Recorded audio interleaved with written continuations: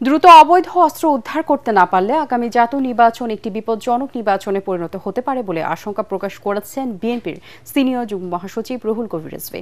BNP chairperson Begum Khaleda জিয়ার ৮১তম জন্মদিন উপলক্ষে নয়াপল্টনে দলের কেন্দ্রীয় কার্যালয়ের সামনে জিয়া পরিষদের উদ্যোগে রিকশা ও ভ্যান চালকদের মধ্যে রেইনকোট বিতরণ করতে গিয়ে তিনি একথা বলেন।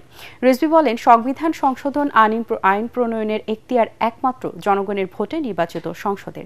তিনি আশঙ্কা প্রকাশ করে বলেন, ছোট ইস্যুতে গণ অভ্যুত্থানের শক্তি বিরোধে জড়ালে ফ্যাসিবাদী শক্তি ফিরে আসার সুযোগ পাবে।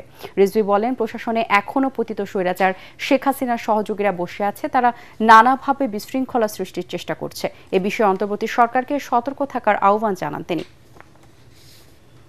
জুলাই সনদে যে সুপারিশ আসবে, সেখানে যদি আইন সংশোধন করতে হয়, সংবিধান সংশোধন করতে হয়, সেটা নির্বাচিত পার্লামেন্ট করবে। একটি রাজনৈতিক দল বলছেন যে আগেই গণভোট দিতে হবে। কেন? যদি আমারটাই তাল গাছটাই আমার, এই নিয়েই যদি চিৎকার করতে থাকি, তাহলে ফ্যাসিবাদ আজকে নানাভাবেই তো আমাদের এই সমাজের একবারে মাটির গভীরে তারা অবস্থান করছে। টাকা নিয়ে, অবৈধ অস্ত্র নিয়ে, সামনে নির্বাচন, এই অবৈধ অস্ত্র যদি উদ্ধার করতে না পারে অন্তর্বর্তীকালীন সরকার, এই নির্বাচন একটি বিপজ্জনক নির্বাচন হবে। অবিলম্বে অবৈধ অস্ত্রকে আপনার উদ্ধার করতে হবে।